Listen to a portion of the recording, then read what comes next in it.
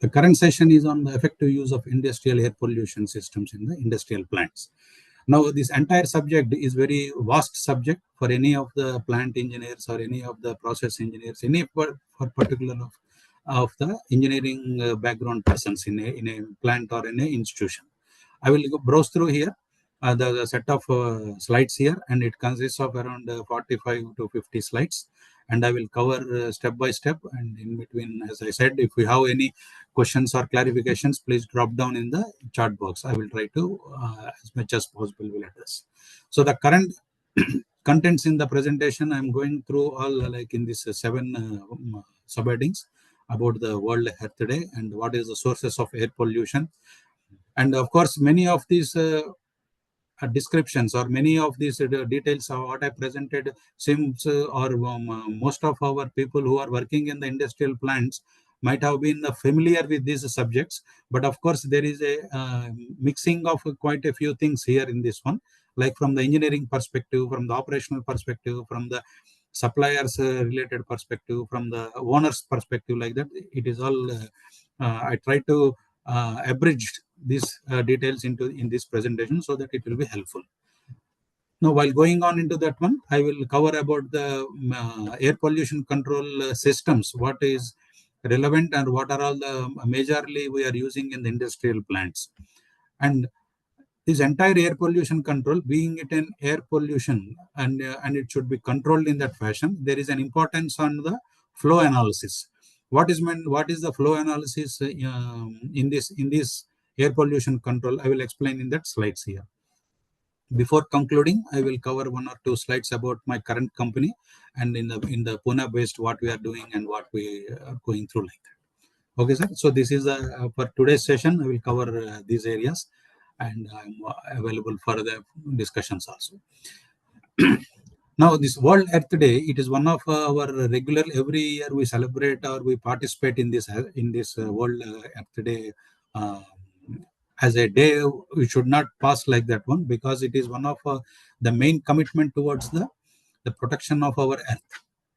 Of course, the where we stood, where we stand, and where we are having our lives together in the society. The earth is one of our major, prominent, and dominant factor where we have to protect it. So, United Nations has General Assembly in 2000 adopted this one as the Earth Day. But in the past, in the earlier, it is started from the American land in 1971, and before that, there should be an Earth Day to give more emphasis on the protection of the earth. Also is equally important like that. Of course, many of us, while we are daily in our routines or in our travels, we have faced this one, and we are part of this one also, where this pollution is happening. So we should be very cautious, and we should be very much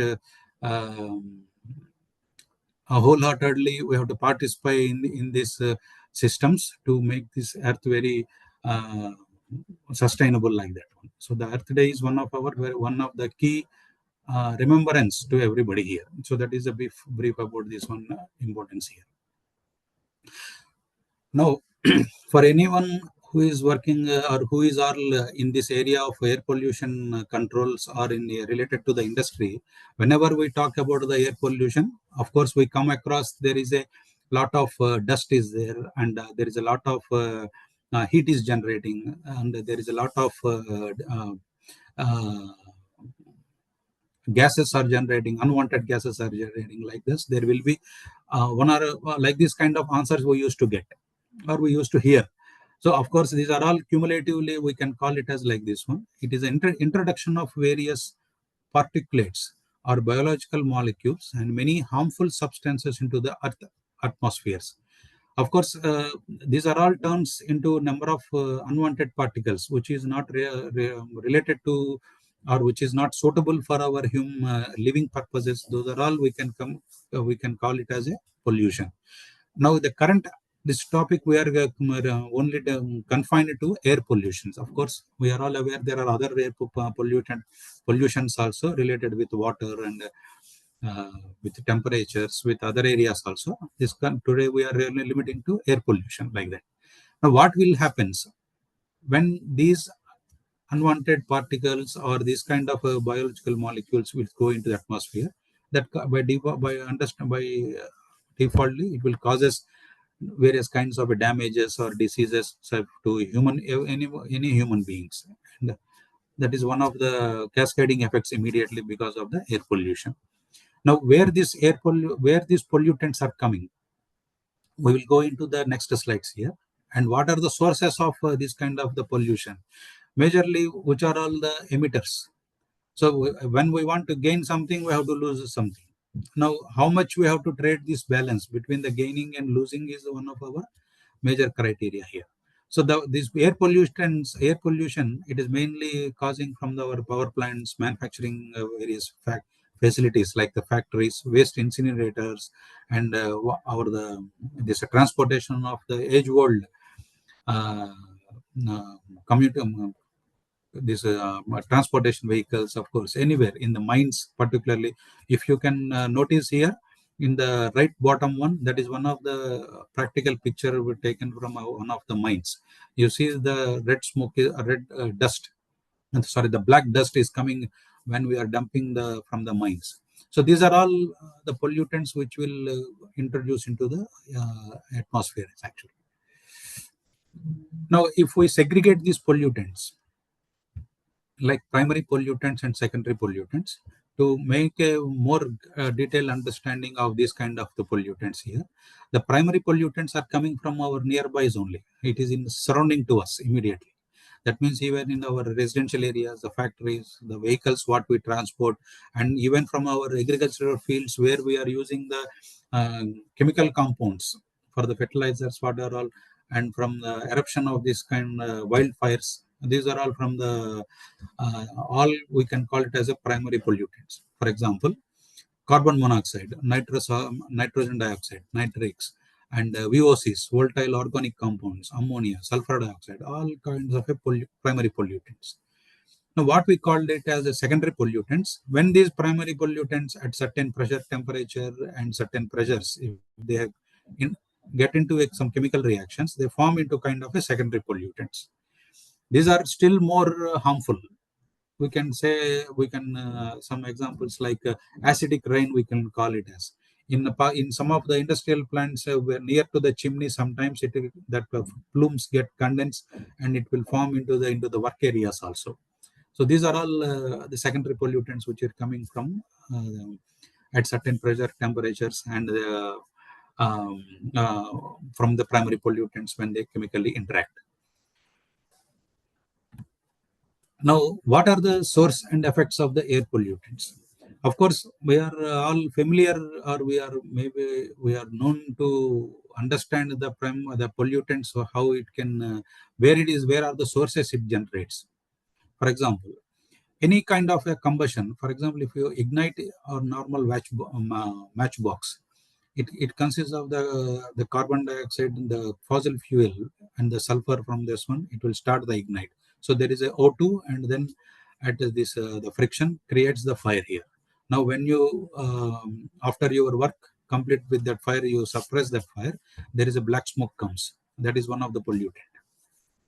So regularly we use in our homes, even the burner, the gas stoves, we use regularly in our house. The waste we generate in our households, we keep it into our baskets. It generates the gases. That is one of the easiest source of clean, clearly visible source of pollutant.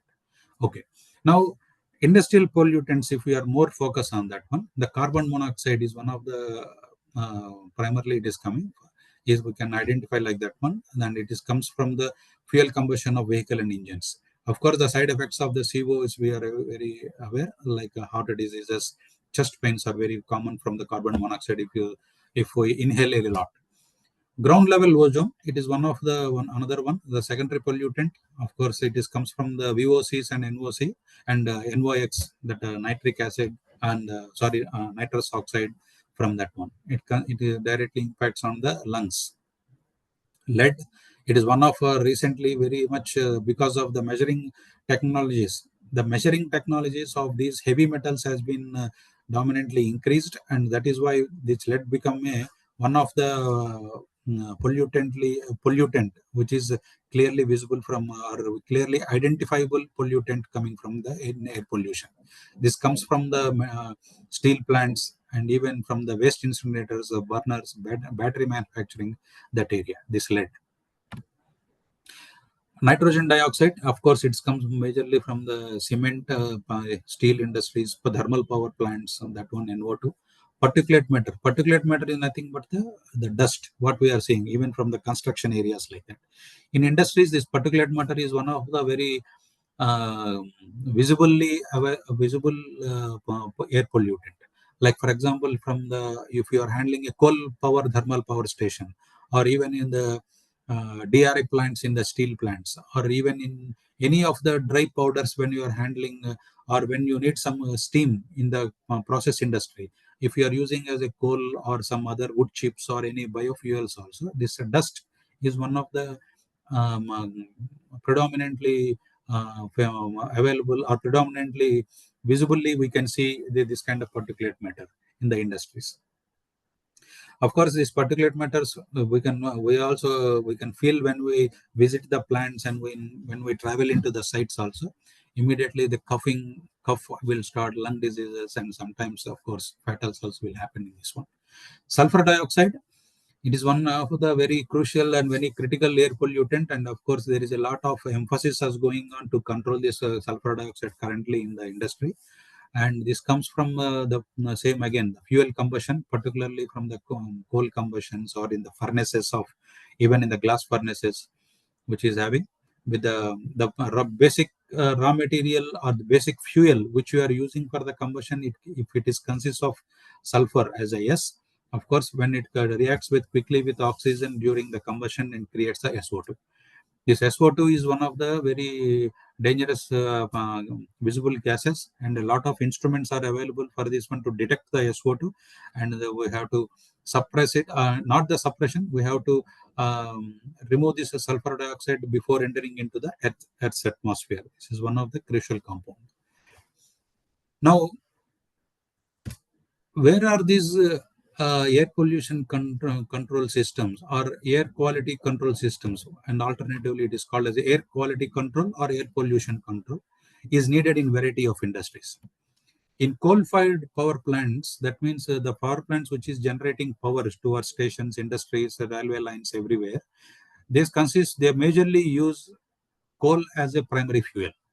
Of course, there is a lot of buzz is happening in the industry, like alternative sources or bio pellets or biofuels, but our majority is still depending on the pulverized coal. That means in what happens in the power stations, this from the mines we will get this coal, and then it will be in the mills. They will be very pulverize it. That means very fine powder, and the fine powder by means of air, it will be pass it into the combustion chambers, and then it will and undergo a combustion process. From there, this combustion process, all these kinds of pollutants will generate, like NO2, like nitrogen related compounds, sulfur, SO3, SO2, like that, and acids will generate hydrogen, HCl, hydrochloric acid, and mercury, HF, fluorine. And of course, besides this, when there is a combustion takes place, obviously there is a dust also generates. So like this, in chemical plants also we have sulfur dioxide, sulfuric acids, nitrous oxide. In glass plants, similarly, cement plants, one of the large emitters of dust and SO2 also.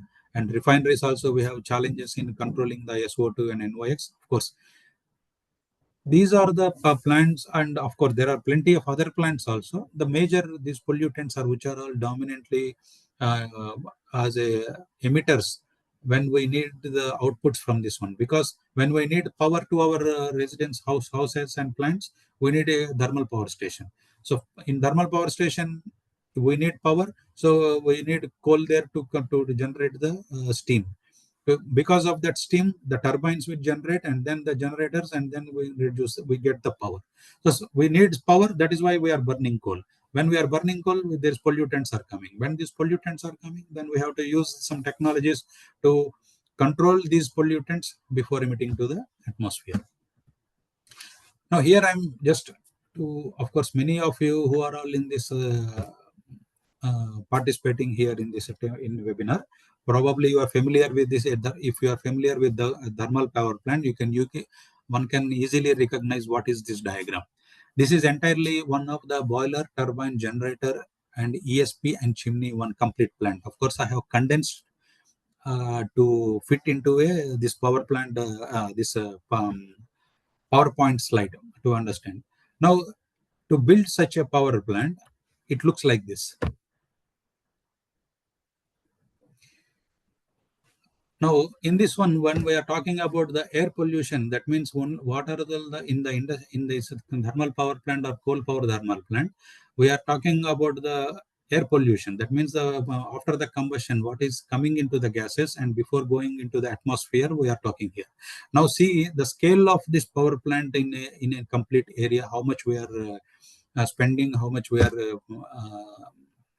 allocating the resources or getting the infrastructure in this one. This is one of the top view of one of the large power plants actually. Okay. Now going back into this, our major constituents in the air pollution, as I explained in the earlier slides, the SO2, CO, carbon monoxide, and HCl and mercury. So these are all the compounds which are all coming after the combustion. That means the CO2, SO2, nitrous oxides.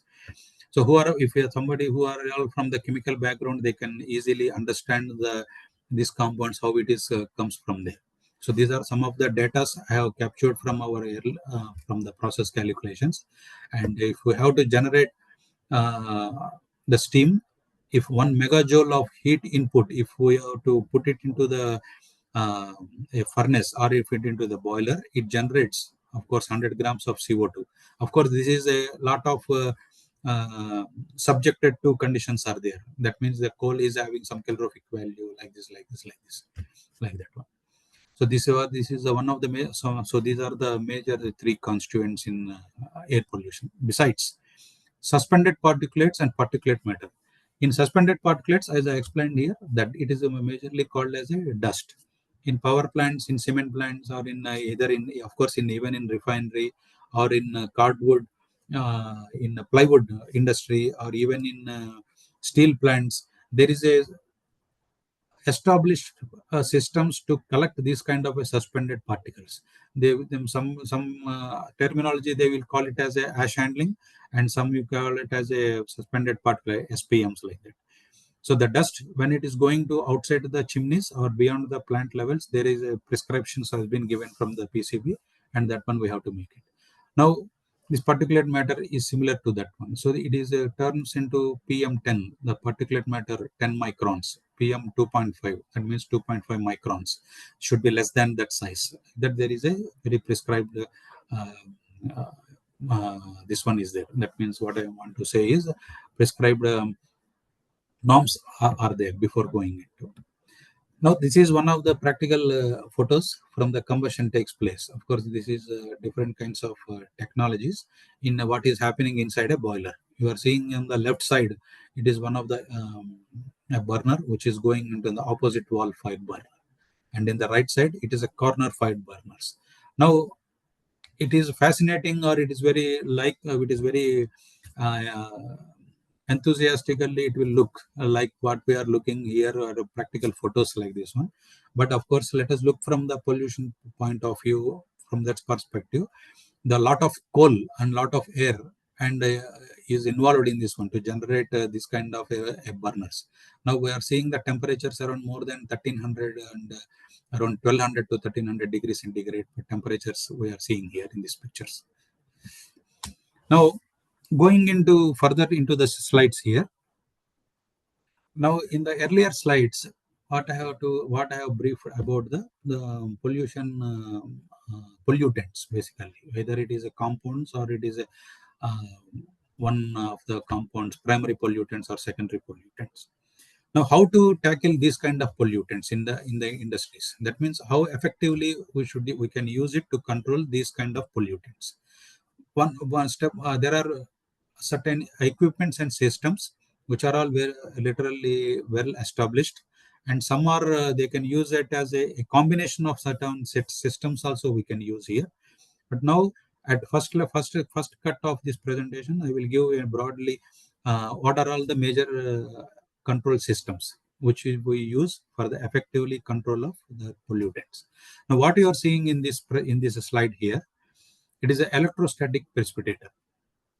As the name it says, by means using of static electricity, that means that there is electricity, there will the pollutants inside this gas will get charged in the sense it will give the both anions and cations, and this one, and one of the collecting plates, between the two collecting plates, when the gas flows, we will charge this gas particles, and one negative, one positive, and we create, it will get attracts. Same the principle here also, the electrons will be deposited on the electrode by means of this charging. Once when these particles are deposited in the collecting electrodes, that means in the collection plates, there will be a wrapping mechanism. That means it will the plate will get hit, and by means of the two different mechanisms are there to dislodge these particles from the collecting plates. By means of this kind of an arrangement, we will collect the suspended particles or the particulate matter which is generated from the upstream systems. To more into the deeper of this one, the cross-sectional view of this one looks like this. Now, if you see in this one, from the left side, now assume in between, if you see clearly, there are some persons also standing in between. This is just to give you an idea of how big this electrostatic precipitators will be in a large power plants. Of course, this kind of equipments will be used in small plants also, but to give an idea for the people who are not may not be familiar. Okay, people are familiar, it is fine, but not familiar can assume the scale of this kind of equipments. Now, how it works? From the left side of this one, you can see here in this one, from here in this one, of course, I can use a pen here. Okay, so the flue gas coming from this side, and then once it comes from this side here, and there will be a perforated sheets here. So the perforated sheets onwards, the gas will go properly towards like this. Uniformly, it will get distributed.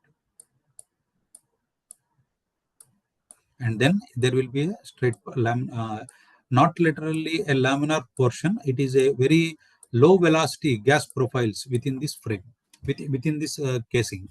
Now, once this flow is uniformly distributed into this casing, there will be a charging will takes place by means of a TR sets. TR sets is nothing but transformer and rectifier sets. So we will create a direct current into this casing, and then we'll charge this gas, and then it will segregate into cations and anions. Now, what we are seeing in this red, like cyan colors, like in this kind of plates here, these are all called collecting plates. So when these particles has been differentiated, these on these plates, because of their um earthing into this one, positive charge is given to this one. These cations will deposit into these plates. Once these particles has been deposited into these plates, there will be a hammering will takes place on each of these collecting plates. From there, the dust will fall down and collect into this kind of hoppers. You can see in the bottom hoppers. Now, this kind of like this, it will be collected this ash from this kind of equipments. These equipments in very olden days, Dr. Frederick has been invented this kind of systems. Now it is very dominantly and predominantly used in many of the plants, in coal, in thermal power plants, in cement plants, steel plants, even in refineries also. These are still, of course, in many kinds of plants, these equipments has been using.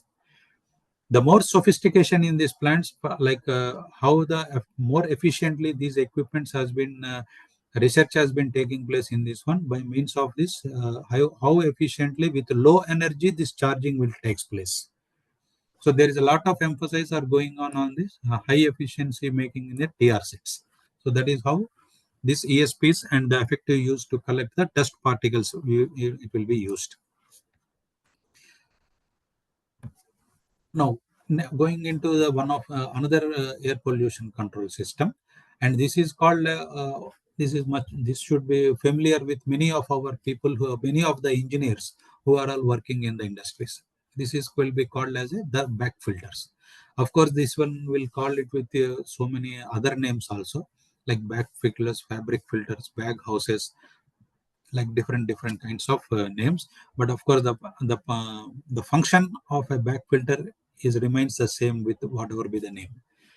There is a vertical bag is there, and from once this ash, or once this gas components, or this dust is coming from into the flue gases, it will be deposited on these bags.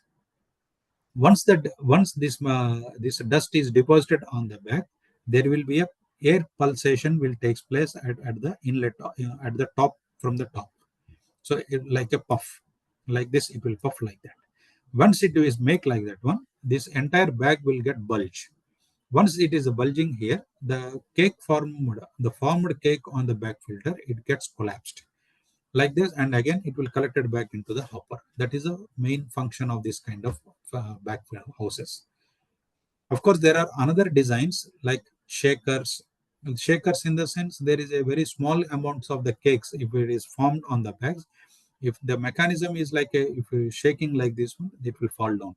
But those are all not very popular currently, and this kind of cleaning air using the pulse is very uh, predominantly using, and it is very well established.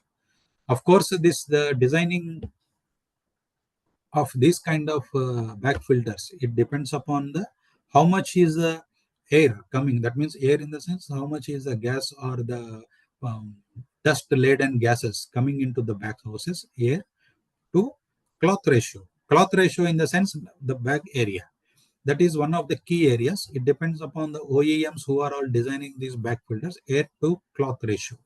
That means air in the measurement of cubic meter per minute, and the square of this area, cubic meter per minute per square meter. This factor, and of course the pressure, the moisture, the acidity content, the chlorine contents, and the temperature at which the air gas is coming into this one, those are all the factors which are all that determines the performance and effectiveness of this back filter. Now I will show you some practical pictures here. Now here in this one, in the top left side, you are seeing one of the bag houses here. It is in the 3D model, and the number of bags we are seeing here is the same. These are the set of the bags. We can put it inside the hound, and then you can take out from the top like this one.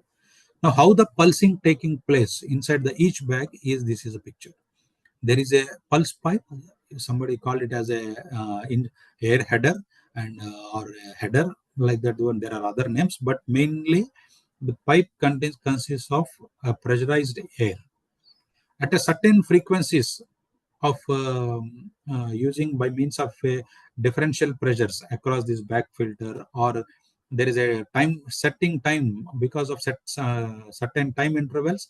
There will be a one solenoid valve, and it opens. Once it opens, and this pressurized in the pulse air, there will be a puff will takes place, like when we are doing a whistle.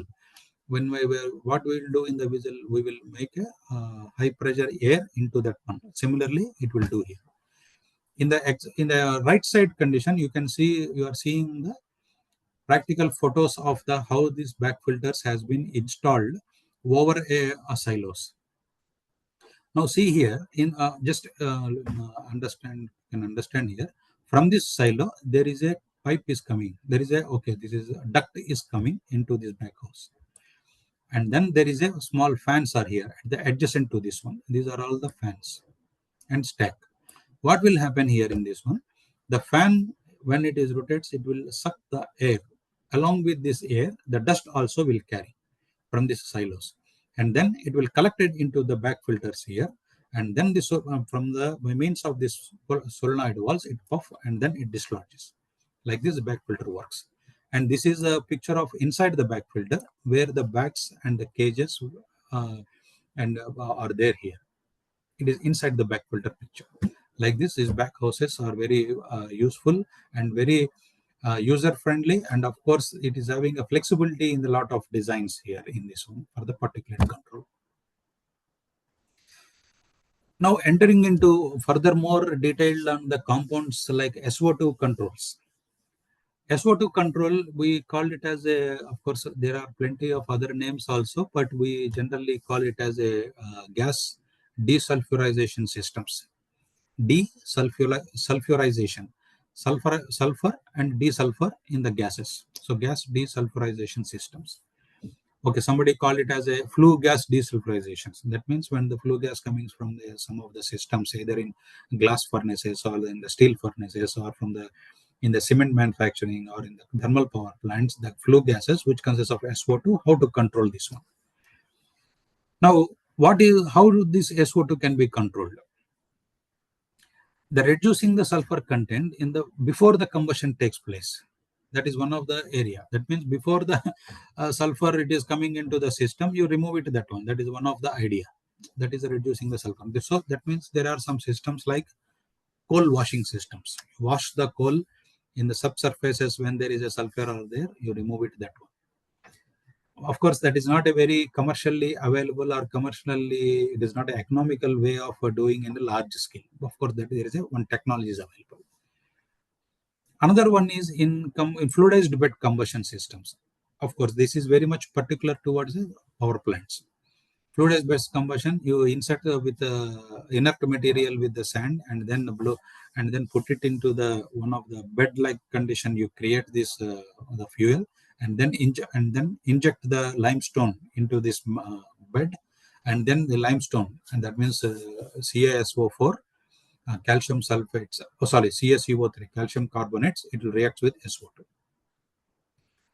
In mid 90s, in 1990s, in that area, these fluidized bed combustion boilers, bubbling fluid bed combustions, AFBC boilers, very popular. Even some of the small textile industries and chemical plants, there are these FBC boilers and this kind of BFBC, AFBC, like dominant. They have installed a lot of things here. Now, recently in the sense, of course, the fluidized bed combustion is still one of the dependable technology, but there are because of the fuel conditions, people are moving towards into the great boilers and incinerators, like this kind of an alternatives also they are choosing now. Of course, let us focus back onto the pollutant control in this one. So fluidized bed combustion is one of this one, and there is another sophisticated one system is there for that is called an IGCC. IGCC is nothing but it is called an integrated gasification combined cycle system. This doesn't require any additional reagents in the system. What is happening in this one is coal itself, it is gets gasified in the earth's crust using with a high pressure of air and steam. This is not a highly commercially available for every application. Of course, this is a lot of researches are going on also in IGCC, but some of the European, maybe in an American industries, they have used this kind of systems. In India, I'm not 100% sure whether still it is there in the commercial scale. In this slide, what you are looking into the left side of this one, it is in a European where I have also worked in the power plant. This is one of the sulfur removal of sulfur in the post combustion systems. In the post combustion means what is happening in the post combustion. When the coal has burned or the fuel has burned at certain temperatures, pressures, it generates SO2. So those SO2 we have to capture it after coming out from the boiler. That is when we'll call it as a flue gas. So whereas in the flue gas, we have a different kinds of technologies or different kinds of control systems are there. So what in this slide, I covered this one here. And we can call it as regenerative systems and non-regenerative systems. Regenerative systems means the byproducts or these kind of systems, again, you can put it into the system and you can recirculate it. Non-regenerative means it is like a once through kind of a system. It means you bring the gas, reagent, react it, and send it out after the pollutant collected the or suppressed the pollutants towards atmosphere, clean gas, and the products you use it for another purposes. So the reagents what we are using, it will not be, or the byproducts or the reagents, we cannot use it back. In the extreme right side of this slide, I have highlighted in the light blue color. Those are all commercially available, and of course, it is economical and in commercially available technologies.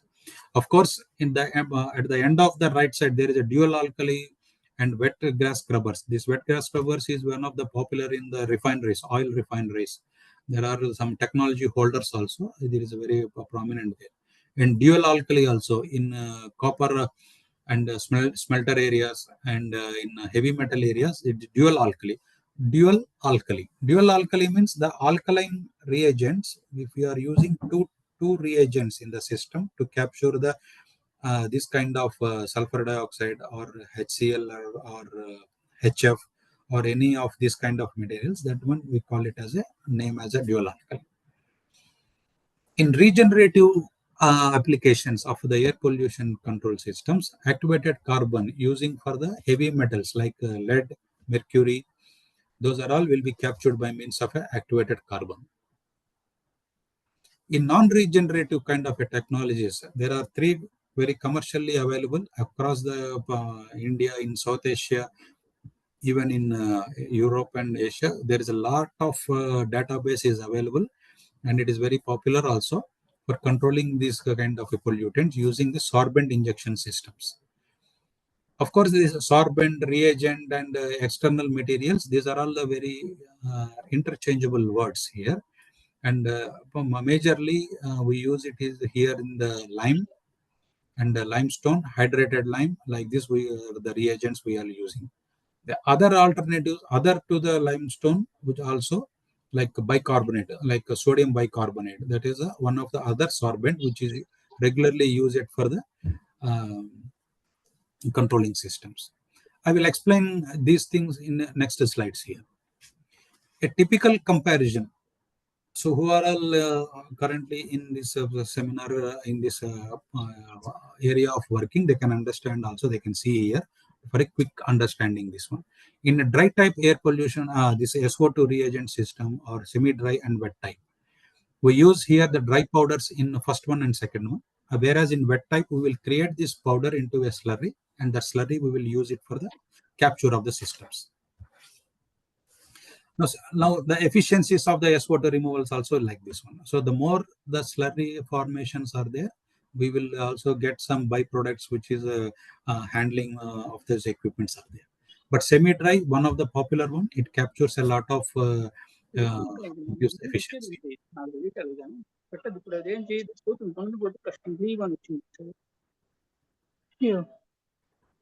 Okay. So the capital costs also for the wet systems, because of there are plenty of the rotary equipments and the systems in that one, the capital costs are a little bit high in this one. And the dry type is very economical, and it is very less compared to other two systems. Of course, this is one of the a typical setup of entire in a combustion system, all the air pollution control systems in one slide. If you see from the left side towards the right side, after this one here in the boiler side, this is a SCR, selective catalytic reactors. We will capture the NO2 in these reactors, and then this dry sorbent injection for capturing of the SO2, we can inject in these points here, and then capture these kind of particles in the ESPs. ESP and baghouse, it is perfectly suitable for the particulate matters. So that is why all these things are covered in all these are all showing into the one slide here. Of course, the DSI is commonly for what we are using here. DSI means dry sorbent injection systems. We use the calcium-based reagents and sodium-based reagents here in this one. For heavy metals like mercury, lead, and all, we use the powder activated carbon, which is very fine in a black color powder. That is very much effectively for capture of this mercury. And sorbent choice is application dependent, depending upon the range and how much the efficiency or how much the effectively we have to capture it. That is how it depends upon this one. This is a typical layout for the of a dry sorbent injection. We bring into the trucks or into the bags, and then we store into the silos. From there, using the distribution by means of roots blowers, we will transfer this entire powder into a ducts, the duct injection directly. So from the other side, the flue gases will come interact, and there it requires some residence time to undergo the chemical reaction and forms this kind of compounds and we will collect the SO2 with this reagent. That is how this works. This is also one kind of a circulator, circulating dry flue, semi-dry FGD systems. These are all. And this is typically how it works for the semi-dry FGD system. You can see here the lime absorbent or the lime comes from here, and it will goes into the system. There is a reactors here. These reactors are each OEM having their own designs. Of course, this entire systems is applicable for chemical factories, refineries, and cement factories, steel factories, power plants, in textile industries, everywhere. This kind of scrubbing systems are very popular and very easily fitment into the existing systems also.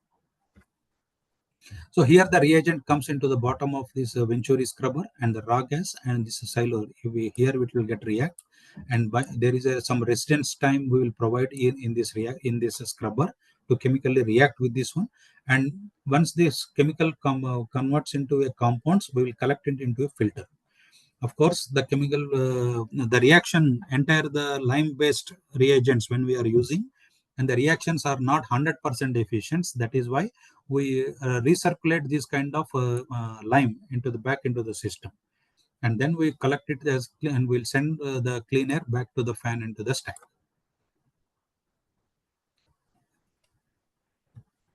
Like this, a typical 3D layout will looks like this, and in the right side you are seeing a 3D model. So this is a raw gas inlet, and this is a reagent here, and this is a reactor into the back filter fan into the stack. Now you are seeing here that on the extreme left side, the erection installation of various back filters and in the systems here. The chemical reactions of the absorbents with the lime and the pollutants like SO2, HCl, HF. These are in the right side.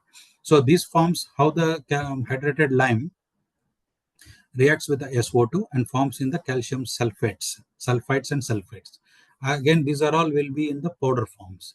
So these powder forms will be collected into the back filters, into the bottom hoppers. Now again, these are all we can recirculate back into the reactors, because unreacted lime will be there along with this one. When there is unreacted lime to reuse into the reactions again, we will put it back into the system, and then we will collect the compounds back. Like this, it will react here. This is a typical one of the wet limestone application system. In wet lime system also, in the place of dry powders, we mix with water, and then we create it into a slurry. And the slurry from the top we will spray, and the gas will come from the bottom. There are other methods also in these scrubbing systems, like co-current and counter current and rotary kind of a system, spray systems like that. There are different technologies, but fundamentally there is a co-current. That means counter current, the gas coming from the bottom to up because of the lighter density, and the spray which is coming from the top to the bottom, it will interact with 100% the interactions with the gas, and then it will get chemically reacted, and it will fall down the compounds into the scrubber. And then this scrubber will forms by means of certain retention times, it will forms into a gypsum. The byproduct from this wet limestone system is a gypsum, which is a sellable quantities. But whereas in other two systems, in the prior directly into other system, those are all not suitable for any usable byproducts. That is one of the limitations on certain technologies. So like this. Now in the right side, what you are seeing is what is happening into a scrubber. And in this representative, it looks like this absorbent and air in the slurry form, and the gas, it will get mixed, and then it with the collected the SO2 and reduced the fly ash, and it will generates the clean gas towards into the atmosphere. And in the byproducts comes into the gypsum, and the gypsum we will use it for the gypsum boards, or we use in the cement manufacturing like that. So these are the chemical reactions which undergoes with the in the SO2 and the lime here. So this is some of the more technical data here for the scrubbers. So how much the gas velocities we pump in the gases into the reactors, and how much is how much to the water to the gas, the liquid to gas ratio, LG ratios we call it as, how much is so because of alkaline and acidic nature, when it get reacts here, we have to maintain certain pH levels. That means acidic levels and in the system. Again, this acidic water, we have to dilute it before going into the water treatment. Like this kind of complete control systems, these are all cascading effects of controlling one pollutant, and then the cascading effect. Cascading systems are there into these systems. That is why this wet limestone system, a bit capex is higher. Now, in this slide, what you are seeing is, in a scrubber, in a wet limestone scrubber, when you are entering into that scrubber, if you see from the top level, you are seeing like this. This looks like a video game here, but of course this is all the spraying systems. In the top, in the bottom right of my slide here, you can see the slurry before testing the water we are spraying here to test all the nozzles whether it is forming or not. These nozzles we are seeing in the left side pictures.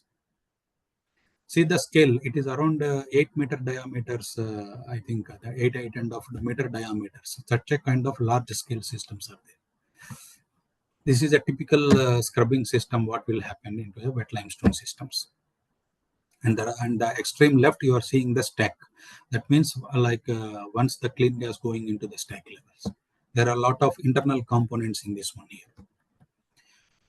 Now this one just I want presenting here because you can see the scale of one of the scrubbers for a large system, and see the man height. So just to get a understanding or imagination for the scale of the scrubbers, what the design took place. And of course, on the top of that one, these are all the SCADA integrated systems, how to operate the systems here. These are the more sophistication is taking place, or more because of the advancements in the command and feedback mechanisms for the process measurements and process feedbacks into the system for the monitoring, and as well as efficiently dosing of reagents into the system. Of course, the expenditures related aspects. Extreme right, you are seeing one of the gypsum collection system from this kind of application. So there is a vacuum belt filter. Once this bottom of this scrubber, there is a high gypsum is generated. The gypsum will be collected using the vacuums belt filters. So these are all some of the components part of the wet limestone system. And from the clockwise direction, from here, you are seeing in this one, this is hydrocyclones. This is the ball mills. This is a SEMS. Of course, many people are familiar with this SEM. These are emission monitoring, continuous emission monitoring systems. These kind of instruments are there. Now, this is the entire one of the 800 megawatt plant, of course, where I have worked in this ESP in this one. This is the entire plant. Now, here you see the small truck at the bottom of this one. So this is a truck here. Now, see the scale. This is what I'm explained in before. This is scrubber, and this is how the ESP, and this is the large. This is the boiler. Now you see here the boiler, ESP, and then this is a scrubber, and this is the wet stack going into the atmosphere. Just to show you the scale of the complete plant. Of course, this is from the seawater. Of course, some people also can think like there is a lot of salty and alkalinity in the seawater. From the seawater also, we can use it for the for capturing of the SO2 systems. For your information, the large containers, large shipping vessels like Marseille and large shipping vessels in the world, they have their own internal DSOX systems placed in their ships itself. They use this seawater into the systems, and they will control the SO2, HCl, HF, and then they clean this water before sending back to into the sea. Like this large, but of course commercially it is not a highly economical, highly viable. So very large companies, they adopt this kind of system in their ships also, vessels. We call it as vessels. That is called the seawater FGD. Okay, now that is the first one we are cover about the particulate controls, particulate matters dust, and second set of presentations is taking place in here in sulfur dioxide and SO3. Now we are looking into the into the NO2 controls. Nitrogen also, nitrogen nitrous oxides. It is one of again one more pollutants. These are all can be covered into the furnaces or into in the boilers in the combustion stage itself. We use anhydrous ammonia or urea in a liquid form. We spray at high temperatures, and this one will react with the with the nitrous oxides. Of course, this is more into the technical aspects of how to control the NO2 in the burners. Just to give an example, now what you are seeing is the CFD model of a boiler, and then this is in the burners. So over CFA, OFAs, that is called overfilled air ports. We use some air above the burners, and then we will inject these liquids at a certain temperatures. By means of diluting this, by means of the diluting of the air and the temperatures, this anhydrous ammonia or the liquid ammonia, liquid urea, we spray from the sprays, and then we will capture this NO2. That is how this chemical reactions takes place. Another way of this NO2 control is by using the catalysts. That is called SCRs, selective catalytic reductions. These catalysts, of course, these are all majorly in India. Also, people who are supplying these catalysts are imported from Europe or and Americas, like Johnson and Dur India, like those companies specialized in these catalysts.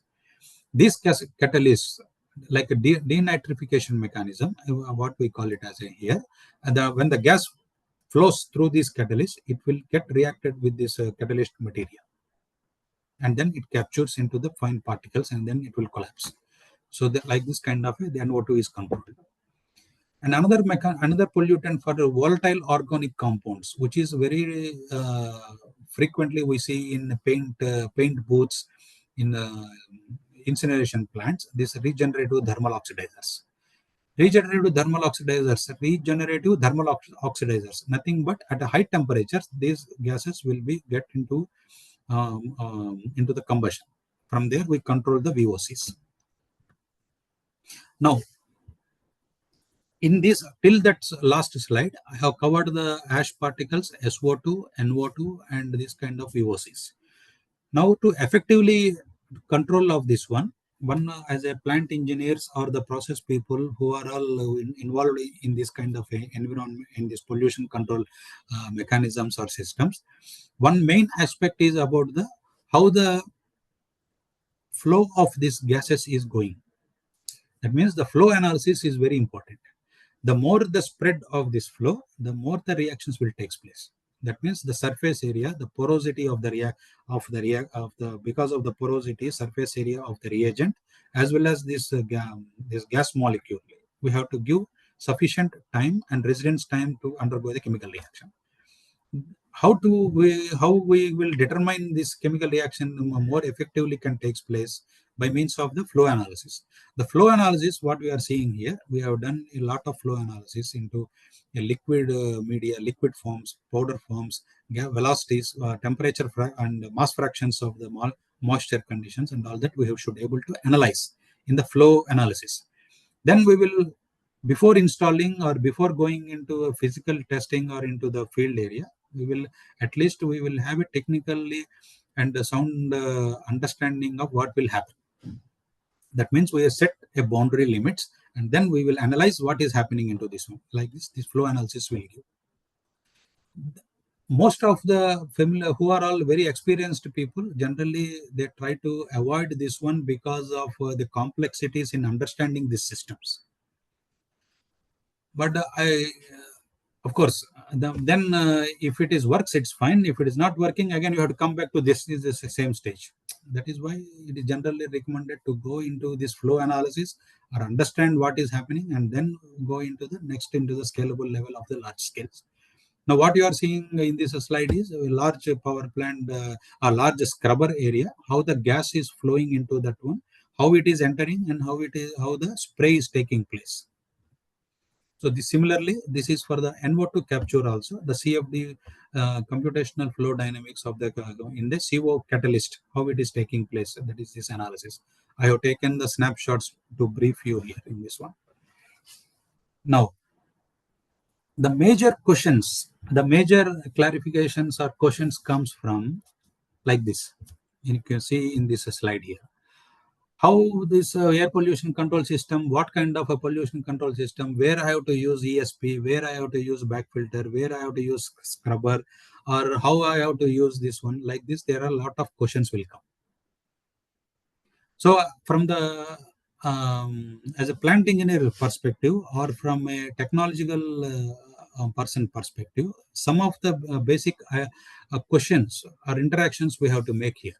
So these are all what I have presented here in a abridged form. So what are the reagents available? What are the sources of their combustion systems? Or what are the sources of fuel?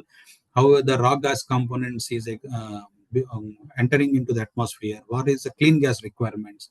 Whether they can be reusable? Like this kind of question and answers we have to ask.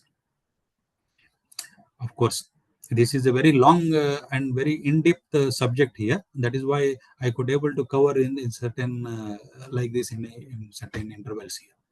So here in this one, you can see particularly for the power plants, there is a pollution norms has been created, and of course, many plants are already following this one. The particulate matter is around 50 milligrams, 30 milligrams only should emit outside. Sulfur dioxide 600 and 100, and nitrous oxides are 300 and 100. In our country and some of the South Asian nations also similarly we have this kind of norms. In European and American, they are still stringent there because of their laws. Okay, now with this one, I will cover most of the pollutant control systems and ash, SO2, NO2, RTO, and what are all the impacts are in this one in earlier slides like that. I'm going into the next slides here in this one to just to brief about my company. It is a Pune-based 50-year-old company. We have started in 1975. And we are part of Sudarshan Chemicals. It is one of the listed company and one of the larger pigment manufacturing in globally. We are the Sudarshan Group company is world number 2 in pigment manufacturing, and we are subsidiary of that. So we have a business verticals like clean air solutions, grinding, conveying equipment, and spares. So in the clean air, we supply a lot of these equipment systems, and there is a lot of new product developments also takes place in our offices. Of course, we are many other people also, and these are all our business interests covering all our equipments and systems, which is covering not only in air pollution, in grinding solutions, in material handling, and all. So as a last slide, of course, as Dr. Kalam sir has told, we are not alone in this universe. The main essence of the Earth Day, as we have to work together to safeguard our interests, not only from the commercial interests, but we have to give back to the Earth in how much by means of our potential we have in a clean and green environment. And with this one, I took thank you for all your patiently hearing this session, this webinar, and I hope you have understood the concepts or details here. And with this one, I conclude my presentation. Thank you very much.